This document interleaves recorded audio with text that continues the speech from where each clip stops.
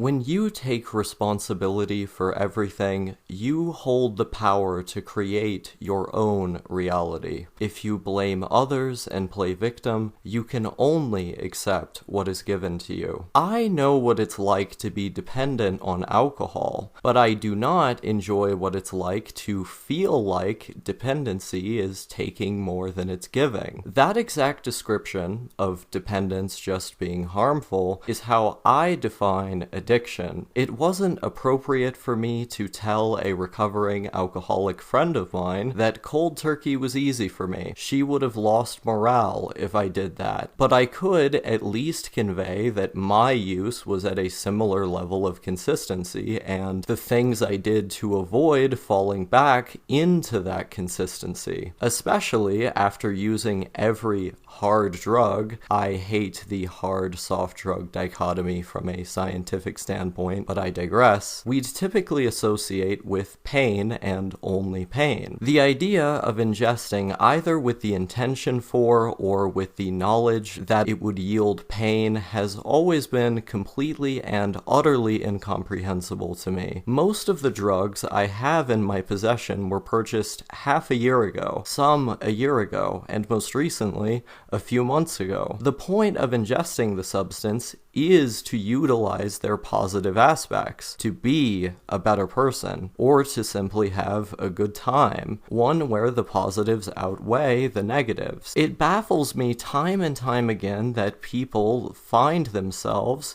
in a situation with alcohol or anything else where you ingest it to maintain homeostasis, and then continue to do so, even after your baseline state that you were attempting to self-medicate for in the first place is worse with the introduction of the drug. I do maintain that my past dependence was primarily positive, and it was also the only time I was ever dependent on a substance. That continuously desirable effect was what compelled me to indulge. The desirable effect ceasing caused me to stop immediately, because why would I want to feel bad? Sure, there was going to be some immense discomfort as my body readjusted, but I knew it would end because I can think in the long term. I can intuitively see transience you bear through. You don't continue to harm yourself with no benefits if you can think in the long term, or more specifically, internalize the transience I referred to. I suppose that's the fundamental difference underlying all of this. On the 5-factor model of personality,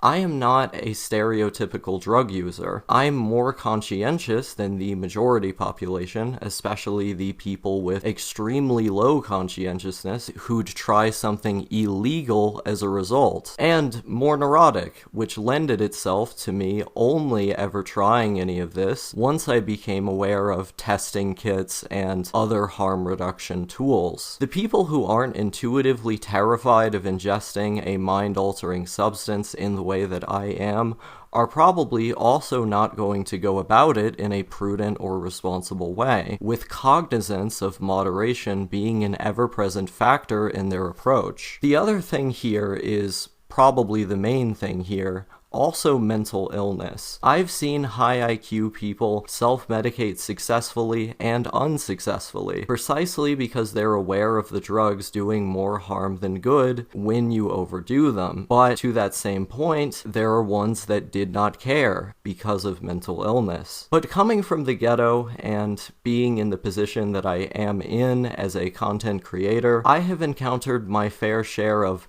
wet matches in dark caves. People who make phone operators seem smart. If you're on the brink of offing yourself, you're not going to care about inducing psychosis, making the experience ideal, even knowing what the experience you're likely to have is, or literally offing yourself in an overdose. I'm not saying everyone has to indulge in the Shulgin tier autism that I do, of slowly titrating one's dose over several hours to get a better sense for how the body reacts, but do use something else, man. The resources are all there. Much of it is a quick read. You're telling me that you can't see far enough into the future to do that? I have over 20 ways to kill myself in this room. I don't. It's been that way for multiple years now. Those quote-unquote dumb depressed folks, they're not thinking far enough into the future to do a Google search. And those people are the best argument against drug legalization, if I've ever seen one. If my axioms weren't grounded in freedom, and to a lesser extent,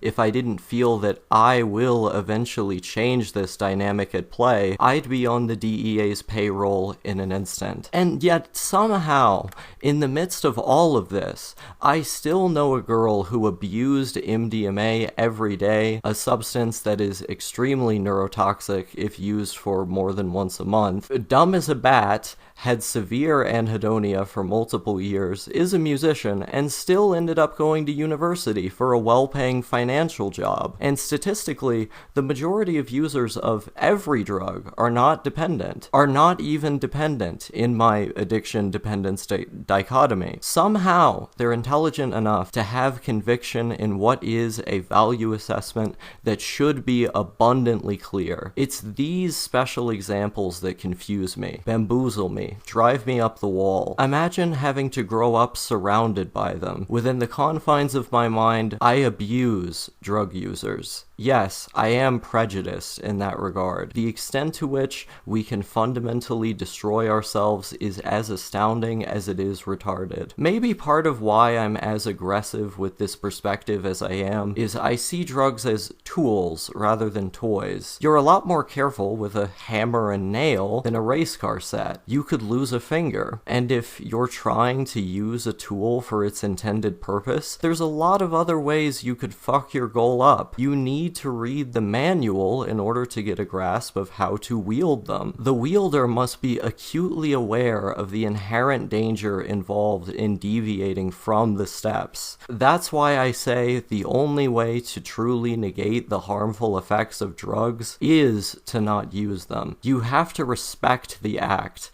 to deeply respect the act. Drugs are something that can be profoundly positive or negative. Some people's lives have been ruined, or at least forever altered in a negative way because of drugs. My new slogan will be, read the fucking manual. My genocidal, misanthropic, and exorbitantly high standards for the illiterate and mentally ill simultaneously aside, the social problem surrounding drugs does have a solution, or at least a few possible ones. You see, I live in Wyoming, a state most of you are neither able to find on a map nor remember exists, except solely in the context of hearing me utter its name just now. Despite Wyoming's population of over 500k, there are over 100k registered guns. The fact that you need an edgy blogger whose main gimmick is being lazy to point out the state's mere existence says something. Unlike the gun culture in my home state of Tennessee, or Texas to be more relevant at the time of this article's writing, Wyoming does not have a mass shooting problem. Children as young as 5 years old are taken to the range as a communal bonding activity, a lesson in safety. Wyomingites know guns,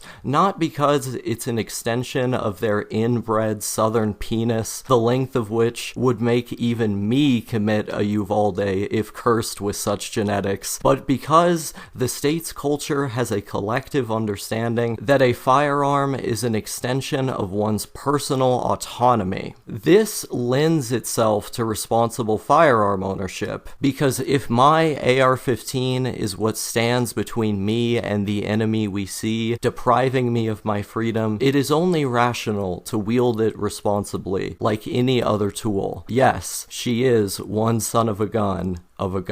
In that sense, the state of Wyoming has read the fucking manual. Understanding its contents is a rite of passage. Perhaps even serves a social function, because if you were to give off any indication of not understanding firearms, you will be clowned on. Freedom, by nature of what it is, invites the chance for uninformed decision-making, just as freedom invites the exact opposite. It is your choice to wield these tools with respect, be it a hammer, a firearm, and yes, a recreational drug. If we are truly vying for a free society, we ought to form it and the communal bonds therein around education. Only then will the image of the rotting junkie dissipate, just as the image of the mentally ill mass shooter has dissipated here in Wyoming. It is through this here I am reminded of my first experience with oxycodone at the age of 17, and the subsequent research